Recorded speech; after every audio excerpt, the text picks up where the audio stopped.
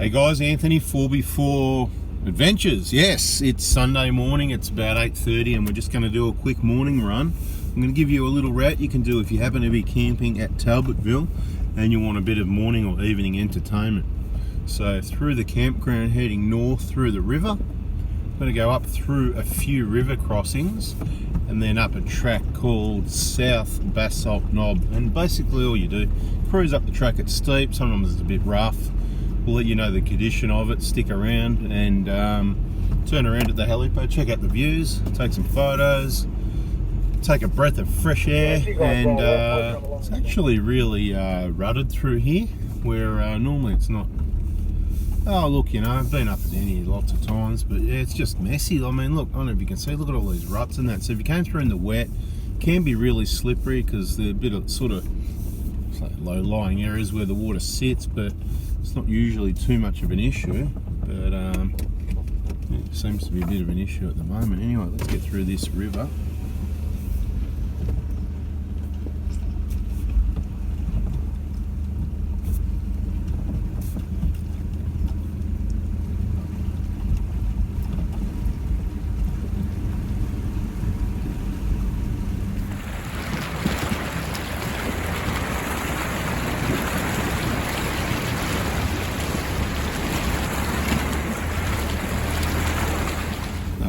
Crossing, more wet brakes. Follow me through, mate. This one makes a decent video. A bit of a deep hole on the right side. Try and get a bit of footage for you, not just the front windscreen job. Yeah, this one you got to be careful. It's on my right here. It's a bit deep.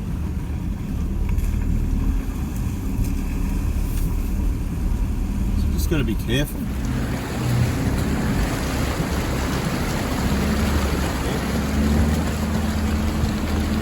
Careful where you pick your line if the water's up.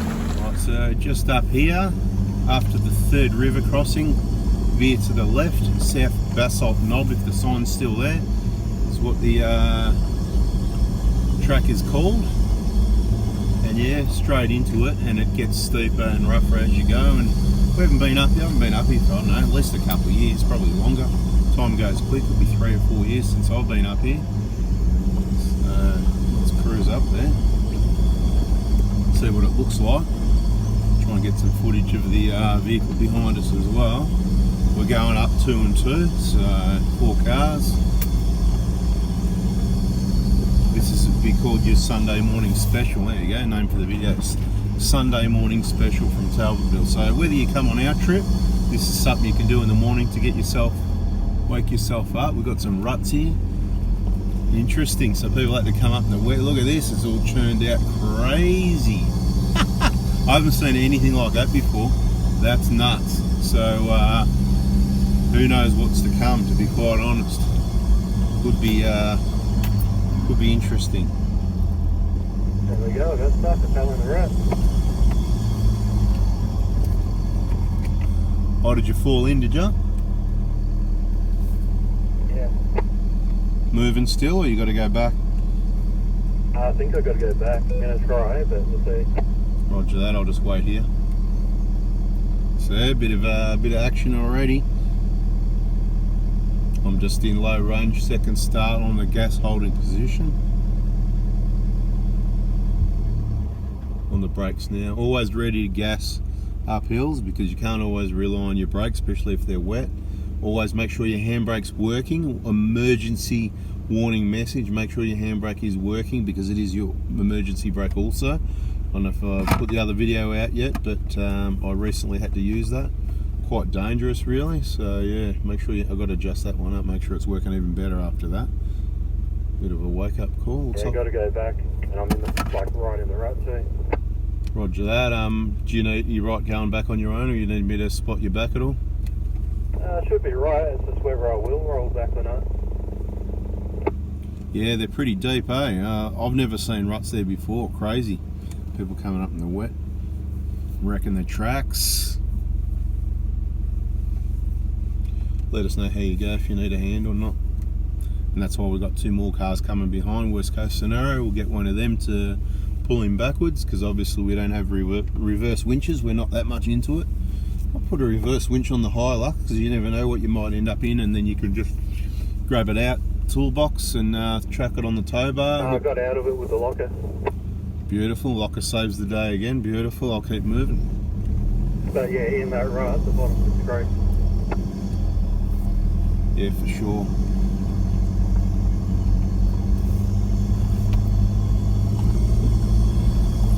So this track should only take us a few minutes to get up to the helipad. So if there's any action, it's going to... Where we turned left, was it straight after a river crossing, straight away? No, you'll see, you can't miss it. So third river crossing, about 100 metres, the track splits off and it says South Basalt Knob up to the left. Okay, I'll miss that bit, thank you. Stay out of the ruts, yeah? Copy.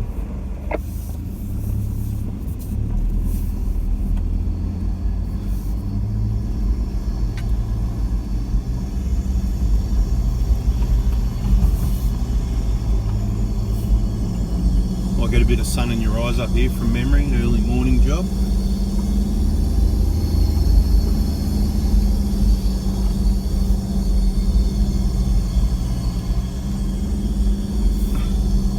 This steeper bit up here looks like it's got some rock steps in it and whatever as well, so if you get to any harder bits you might want to just wait there, wait till I get a bit further up just in case there's something.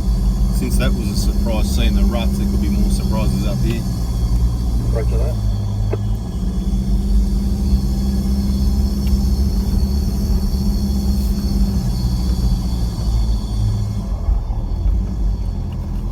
Try it without the front locker at the moment.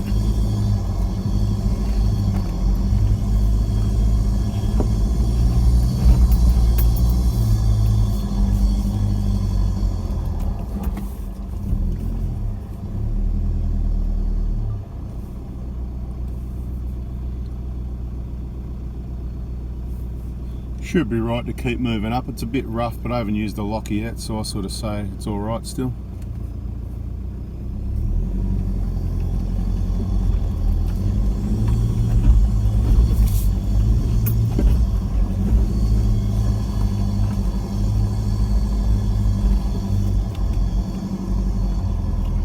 Definitely rougher than usual, and you need to keep the vehicle pointing up the hill because it does get to a point where it could be a bit dangerous.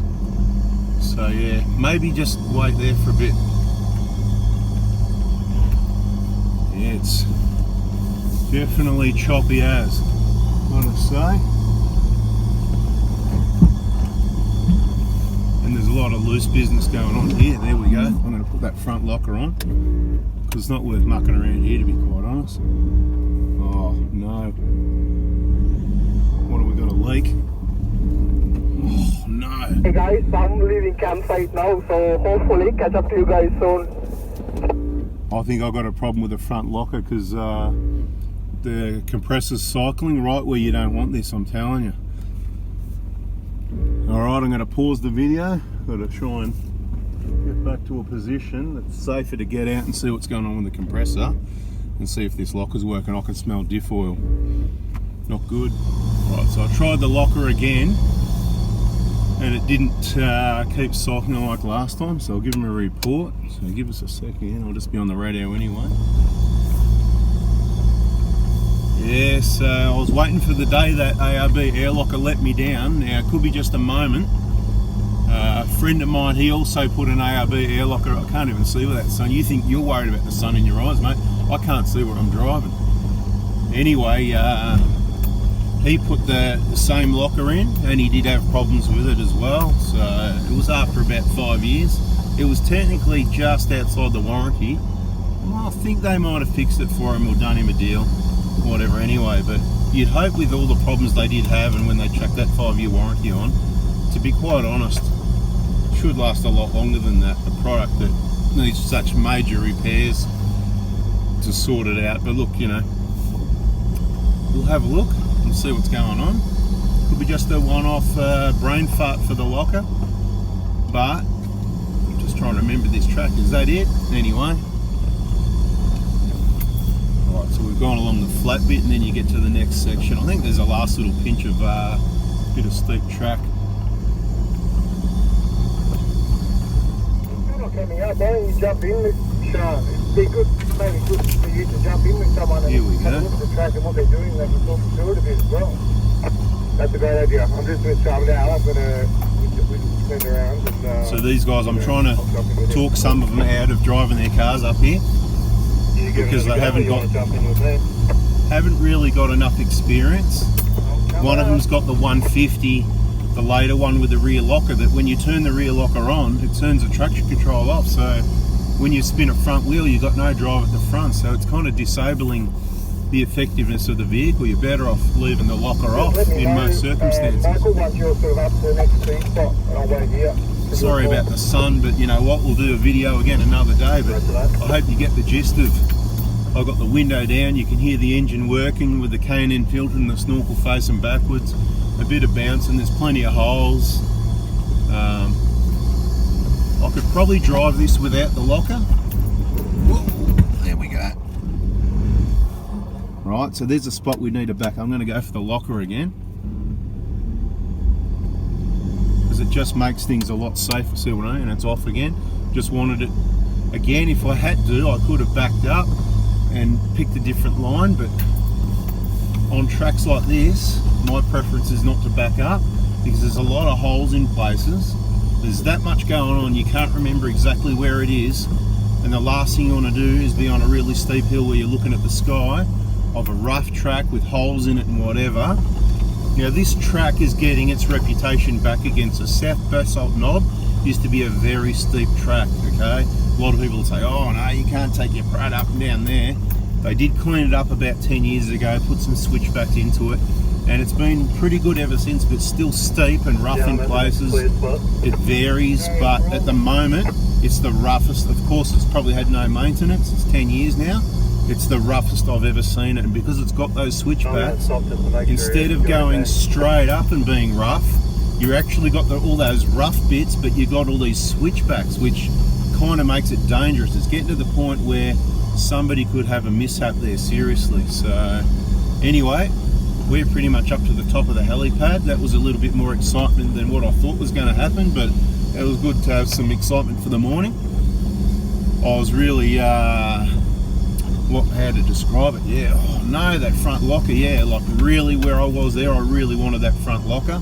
So I suppose that's a bit of a downside to don't just use it all the time, because the 120, like I said, I'm confident to drive up there without it, but you just need to take a bit more time and think about it and pick your line a bit better if you want to take a 120 up there without.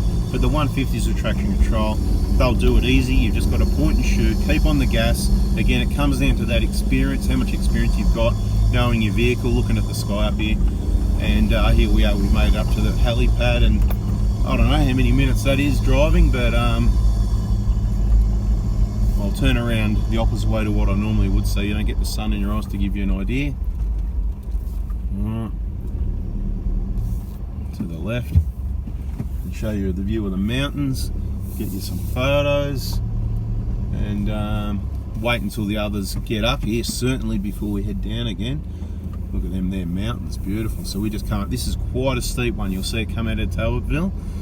I'd suggest you don't try it, especially at the moment, depending how much experience and your vehicle setup. Thanks for watching, we'll get a bit of video going back down. So we're just up the top of the hill waiting for everybody.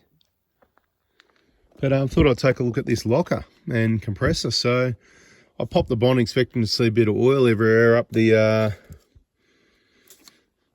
but I swear I smelt diff oil before when it was cycling, but to be honest, there's no sign of any diff oil anywhere. I've taken a look under the vehicle, around the diff down there. So you can see old the compressor, even the positive wire's all faded. It's nearly 10 years old, this setup. You can see we've only got the front locker. Used to have a rear auto locker, LOKKA, but the vehicle pretty much went anywhere. So, you know, got rid of the rear locker. Funny, crazy, isn't it? Okay, don't worry about that old, get a bit of sweat around there. But yeah, there's no oil or anything down there out the, you know. But yes, I don't know why that happened, but after the second cycle it was all right. We'll go and see if we can catch them coming up the hill, eh?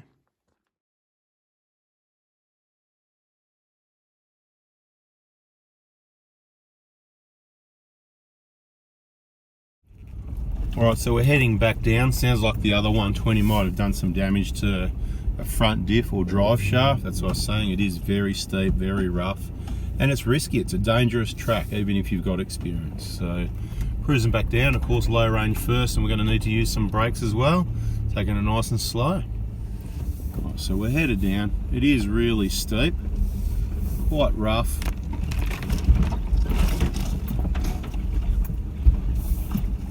Low range first, of course. Only when it's dry, of course. And be ready for anything, of course, because yeah, you know, you get a wheel off the ground here or there, and it'll skid along a little bit here or there. It runs away in first, so you can't rely on first on its own. If you had a manual, this is where the manuals are great. Downhills are awesome in manuals. But you can hear the auto. Right, I'm on the brakes, you can hear the tyres skidding. There's not really much else you can do. People crap on about handbrakes and feather it and this and that. I'll tell you right now, right? I've done this, that and the other. At the end of the day, as slow as possible is the best you can do. And if you need more traction, you need to let your tyres down. It's as simple as that. And don't do it in the wet, because in the wet, you won't have any traction. Right, because you've already got minimal in the dry. At least you haven't got the sun in your eyes now. I know it's hard to do. You've got some shadows, shade from the hills and the trees. This is what I mean. So it's steep, it's rough, and there's all these switchbacks as well. This one's not too bad. You can take it on the inside sooner to get the car pointing straight down the hill. Or you can, this time I'm going to take it around the outside. It's a smoother run. But you don't want to be sideways, angled up, when you start bumping and skidding around on rough tracks. You, regardless how rough it is, kind of number one priority, not always, it all varies. This is not Anthony's driving lessons, it's Anthony's driving tips that might be wrong, but you want to keep it pointing straight down the hill. That's your best balance for control. So for not rolling the vehicle, front to back is where you want to be, not side to side. And of course traction. Okay, you're going to control it, steer it, have better braking, and remember, the lower end, whatever's facing down the hill, the lowest, whether you're going up or down, that's the one that's going to have more traction, so that's the one that's going to be doing your braking. You can think about things like, some people say don't use front lockers going down hills, you know. Well, that's not always correct, because ABS and traction control and stuff like that's pretty slow, but it does the job. But in an older vehicle it doesn't have that, or older technology that doesn't work that well. By putting the front and or rear locker on, depending where your problem is, you might be on the switches quick, on, off, on, off, on, off. By having the locker on, stops you from skidding. So if I'm going over an area here, when we get down here a bit further, it's gonna happen again where I've got my right front in the air or my left, it's like it going over a hole. So you completely lose braking there. It's got no grip. You've got a bit at the other one, but it skids a bit because all the weight's on the front of the vehicle at the front. So you're relying on one tyre to do 70% of your braking control. So by putting the locker on, yeah, carefully, because you know it could steer the vehicle a bit as well, but it stops that wheel locking up, skid, keeps it all together, if you know what I mean. It's more control. So what I would do is consider switching a locker. If it's a switchable locker, consider switching it on and off as you go past the problem. So you see a hole left front, okay, here it comes, about to get to the front, switch the front locker on, beautiful. As soon as you get past it, switch it off again. So if you want, switch the rear on, switch it off again. Just some ideas anyway. We'll keep cruising down here. Alright, here we go, back to one of those rough sections again. There's the old stretch of track just on the left there. You can't see down on the camera, but basically that keeps you pointing. It's very steep, but it keeps you pointing straight up and down the hill. Where with these switchbacks, it sort of puts you on some. It's pretty good, this bend. This one's not too bad at all. So here we go. This is the I think this is the main rough section. So nice and slow. Try and pick the smoother line while trying to keep the vehicle pointing up and down the hill, and while also And this is just dust. This is where I was before. So this is it's rough, loose and dusty, let's call it. Rough, loose and dusty. There we go. It's got holes and it's messy and all over it. Alright, it's just an absolute mess. There's that skidding that I'm talking about, so no locker at the moment. I'll give you another taste of that. We've got that in other videos. See how it's skidding every now and then? When a tyre lets go, it sort of takes off forward a bit. If that's wet, that's all it would take for that skidding to continue. And then you've got to turn this way here. The track continues in the same direction, so it's basically got a 90 degree and a 90 degree now. Do you go around the outside of it on the left, keeping your vehicle on the better track, or do you just shoot straight down over the rough stuff? Well, you know what I do. I like it pointing straight down the hill, right? So it's a bit rougher here than going around the outside, but I feel much safer, doesn't matter how steep it is, shooting it straight down the hill. And we've got some massive angles, the back's just about in the air. Now same here, so that's kind of like a 90 degree. We've got all these turns, turn, one after the other. To be honest, I think it's made it pretty dangerous. The old track, it just used to go straight. Now, switchbacks, no problem while they're in decent condition, but anyway, we've got lots of flex going on. Do it nice and slow, people. The other thing that can happen we've seen is broken rear sway bars on the Prados. They're hollow. So the front ones are heavy, they're solid. The rear ones are nice and light. They are hollow. You drop a wheel too quick into a hole off rocks and whatever, you basically snap it off near the D bracket, you know, where the rubber is. And then obviously not a big deal, but you get your tools out, you remove the link pin end back to there, and happy days. Anyway, that's the worst of it, okay? But it's a section that's to be considered. So one of the guys said, yep, I'm glad I left my car at the bottom, and he took a ride with someone else. And that's why we do the recce runs, because any of these tracks can change into a dog's breakfast. And we don't really want to be taking people out on tracks that are, you know, not really for them or their vehicle or their experience level. So we need to know where all the tracks are at prior to the event, so that we can run something that's pretty well organised. So keep everyone happy. So getting back down the bottom of South Basalt now. So that's about it for this video. This is the Sunday morning run, whatever I said at the start, we'll call it that. A bit of fun if you're coming out on our trip last week of March in Talbotville. Check out the Facebook group 4x4 Adventures for the details. All the information you should need is there. If it's not, just ask the question. We're pretty casual, and maybe catch you then. See ya. And the final river crossing back into Talbotville. Let's just have a look at the camp area for those that are not familiar, because we haven't really put up that many photos lately. Crooked River Track. So there's a massive amount of space here for everyone.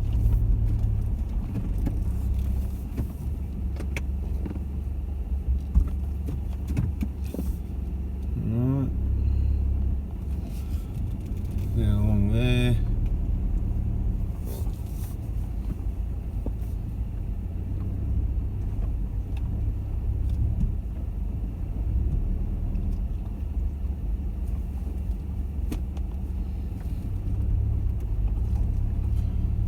And yeah, massive amounts of space everywhere. Just have a look, it goes all the way down that way. Way down there where you can see that gazebo in the distance maybe. This is your information. Welcome to Talbotville area. Alright, and there we have it.